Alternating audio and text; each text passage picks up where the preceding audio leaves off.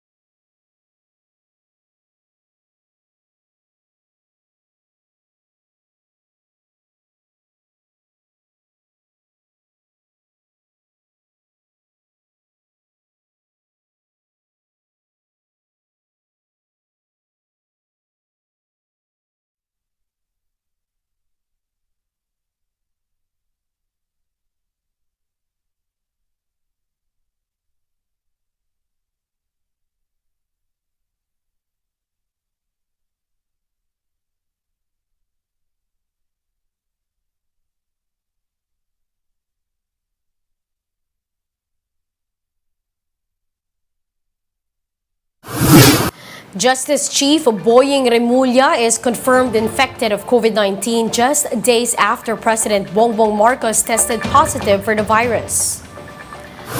Pag-asa is monitoring two low-pressure areas, one of which is forecast to turn into a tropical cyclone in the next few days.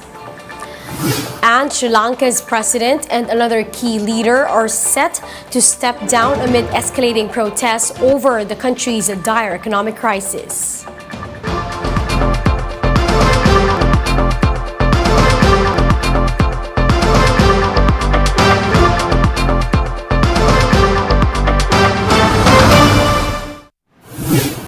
Fast, focused, and fearless. Here's a roundup of stories we're watching now. I'm Riza Diaz. We begin tonight's newscast with two low pressure areas that are being monitored by Pag-asa. For the latest, we have weather forecaster Mr. Aldscar Aurelio joining us over the phone. Sir, good evening. Hello, good evening, Kuya Diaz. Sir, naiulat po na magiging bagyo itong LPA na malapit sa may Quezon Province. Kailan po natin inaasahan itong mangyari at gaano kalakas at ano-ano po yung mga lugar na maapektuhan?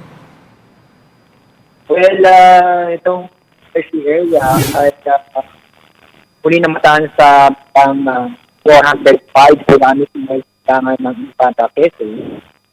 At ang tungkol sa low pressure area na nakakapagpapit sa habagat o southwest monsoon ay continues to affect the country.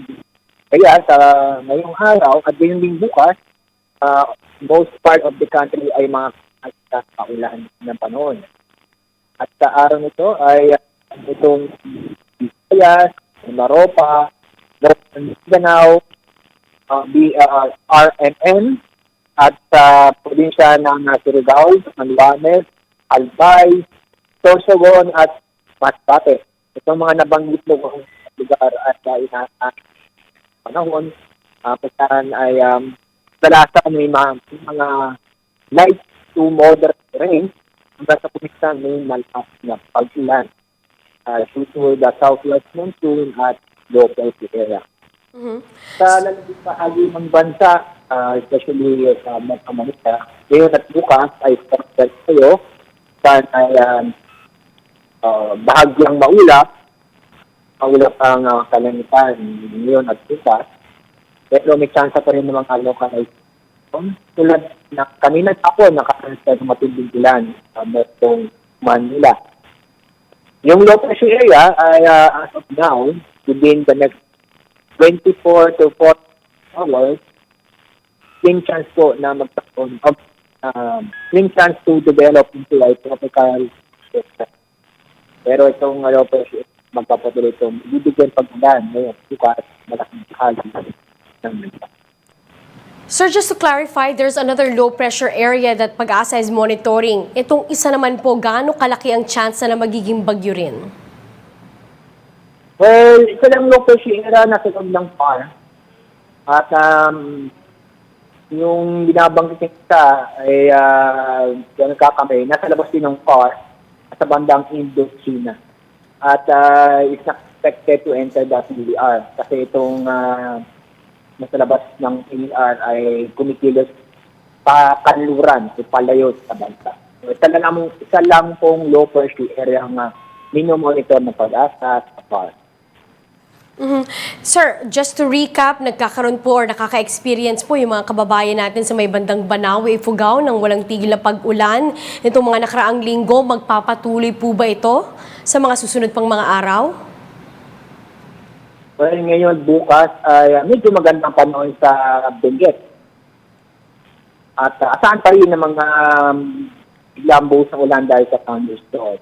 Pero pagdating ng Martes, Tuesday, Wednesday, and Thursday, magiging makulimlim ang kalangitan o sabihin ay rainy days on that day dahil sa epekto ng southwest monsoon at maaaring itong low pressure area ay makakapekto sa bandang Northern Luzon. Alright, maraming salamat po. That was Pag-asa Weather Specialist Mr. Aldscar Aurelio. Meanwhile, agricultural damage and losses in IFUGAO have reached over 14 million pesos, affecting hundreds of farmers. Mon Bualves with the report. Lourdes diligently goes through rice stalks that can still be used as feeds in their farm here in Banaue, IFUGAO. Her farm is among the areas damaged by flash flood and landslide last Thursday. The palay was supposed to be harvested in 3 days' time if it wasn't for the flooding. The yield would have provided them 5 months' worth of rice supply.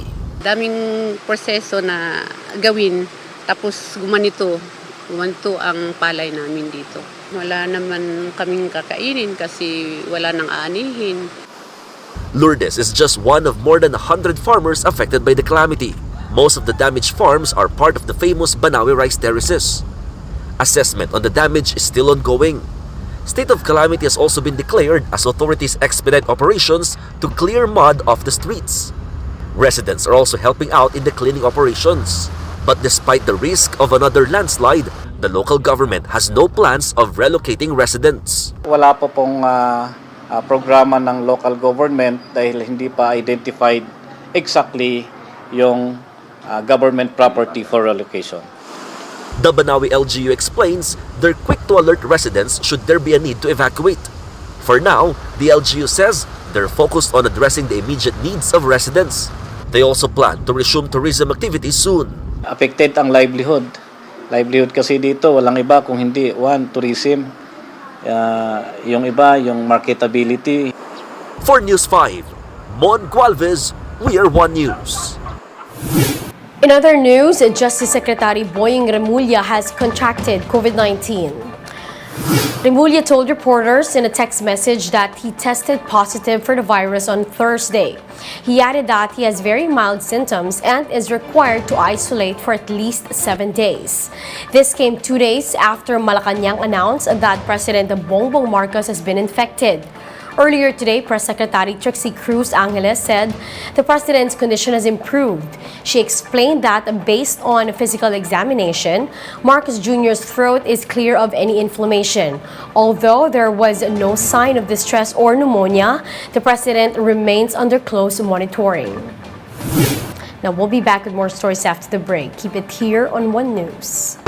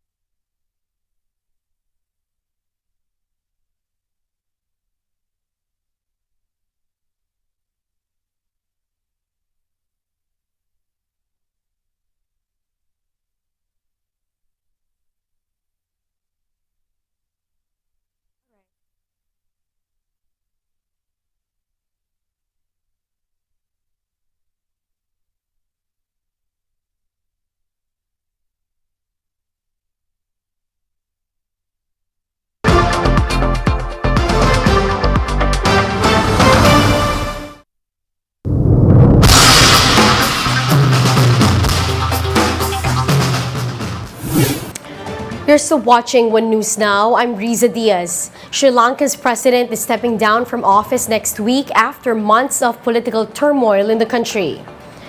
Parliamentary Speaker Mahinda Yapa Abeyewardena made the announcement on Saturday. This came just a day after Sri Lankan protesters trooped to President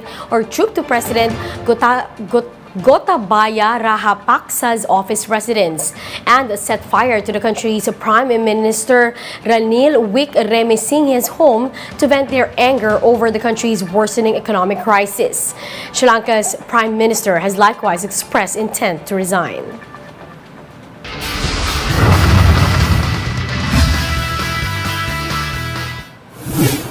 The dream run ends for Gilas Pilipinas in the FIBA 3-on-3 Asia Cup with a 13-21 semifinals loss to New Zealand. Earlier today, Gilas stunned the #1 seed Mongolia after Almond Vosotros hit a game-winning deuce to bring them to the semifinals. But after their match versus New Zealand, the Tall Blacks easily dominated Gilas from the get-go, using their strength to power their way to the paint. With the loss, Gilas will be unable to compete for the gold, but they can still win its first medal in the event against China. The battle for third will begin at 7:45 p.m. Meanwhile, Gilas Pilipinas has been dealt a heavy blow as Dwight Ramos will be unable to suit up for the upcoming FIBA Asia Cup in Indonesia. The Sabang Basketball ng Pilipinas announced that Ramos will be unable to play due to medial tibial stress syndrome or shin splints. Initially bannering the 12-man roster, the do-it-all guard will now be replaced by Ransabando in the lineup. Now, through 4 games in the FIBA World Cup Asian qualifiers, Ramos averaged all-around numbers of 15.5 points, 7 rebounds, 2.8 assists, and 2 steals. Gilas is set set to begin its Asia Cup campaign in Group D against Lebanon on July 13. And for more updates, visit News 5, The Philippine Star, and Business World Online. Visit our website, onenews.ph, for more in-depth analysis. You can also catch One News on Signal Play app. Register for a free account now at www.signalplay.com and stream One News live anytime, anywhere. Mask on, wash hands, and stay safe, Philippines. I'm Riza Diaz. We are One News.